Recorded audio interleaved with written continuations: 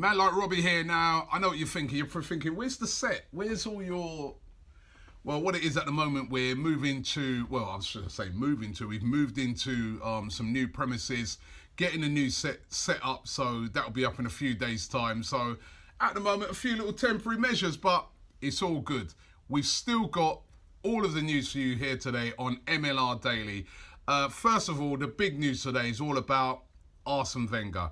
He has signed a new 2-year deal at Arsenal, and he will be the manager of Arsenal for the next 2 years. And of course, we know, especially I know, that it divides opinion a lot at Arsenal. There are still a lot of fans that are very unhappy with the move. They've been expressing it all season, but what they're going to do now, because the time has come where he has decided that he's signed a new deal.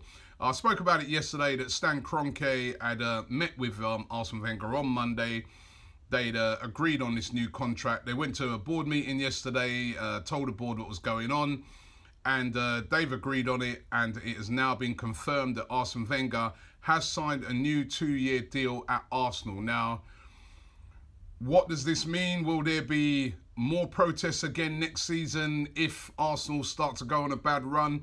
Can Arsene Wenger still do it at Arsenal? That is the question that lots and lots of fans are asking. He's been at the club now for over 21 years, and his recent years have been pretty unsuccessful in the league. Let's not forget that in the Premier League this season they lost 9 games. They got beaten back-to-back 5-1 defeats against Bayern Munich and didn't qualify for the Champions League. However, right at the end of the season, a little bit of cheer for Arsenal fans. Arsene Wenger winning the FA Cup, and that brought a bit of respite. But can he deliver again for Arsenal? It's going to be a major summer for Arsene Wenger and a major summer for Arsenal. And it's going to be really interesting next season to see what the fan reaction is to Arsene Wenger. Can he get the fans back on side? Because there was a massive divide last season at Arsenal. Could he be in for Riyad Mahrez? Now, Riyad Mahrez announcing yesterday that he wants to leave Leicester. In 2016, he was voted the Player of the Year when Leicester won the Premier League.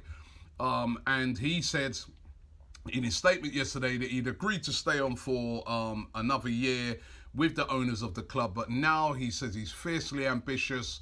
He wants to, you know, play at the highest level and wants to leave the club. Remember, Leicester only paid £400,000 for him. What will his valuation be now? It might have dropped a bit since last season, because last season he was really on fire. Arsenal at that time were apparently interested. Arsenal apparently interested again, if you listen to all the rumours that are out there. Who will get Riyad Mahrez? It's going to be really interesting to see. Marseille also linked with him as well. 10 goals and 7 assists for him this season. Could Riyad Mahrez be on his way to any of those two clubs, or has he lost a bit of his sparkle? It's going to be really interesting to see what happens with Riyad Mahrez. Another player who had a great season was Marcus Rashford. Now, Rashford was due to play in the Under-21 tournament this summer for England.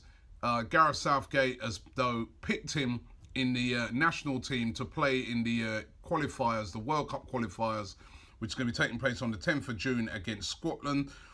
This news, of course, will please Jose Mourinho, who was dead against Rashford taking part in those under-21 championships, but confirmed yesterday that Rashford won't be in those. Now, there's an argument, a lot of fans argue, and a lot of experts as well, say that, you know, it's good for these young players to play in these type of tournaments. It gets them used to tournament football and helps them in the long run in the things like the World Cup.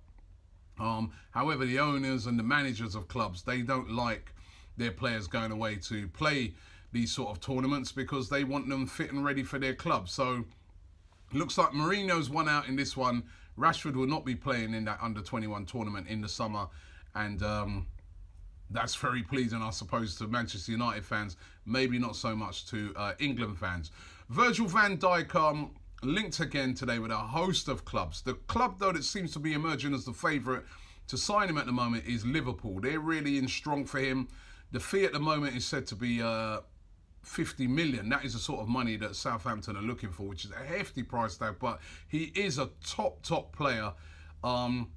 could another Southampton player be on his way in Van Dijk to Liverpool? I mean, they've bought so many players from Southampton over the past few years. They really are, Southampton, starting to look like Liverpool's feeder club. And I know that will upset a lot of Southampton fans, but, you know, could Van Dijk be on his way? We're going to have to wait and see.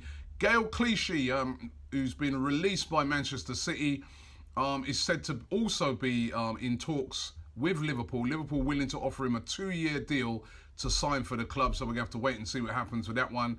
And final rumour of the day, Michy Batshuayi of Chelsea, who scored some very important goals, including the goal that won them the league, has been linked today with West Ham. He said that what a lot of rumours are saying is that he would be willing to join West Ham, which would be really surprising. He only joined Chelsea last season for a hefty price tag of £35 million, but it's just not happened for him. He hasn't had a lot of game time under Antonio Conte, and it's said that he would like to move on.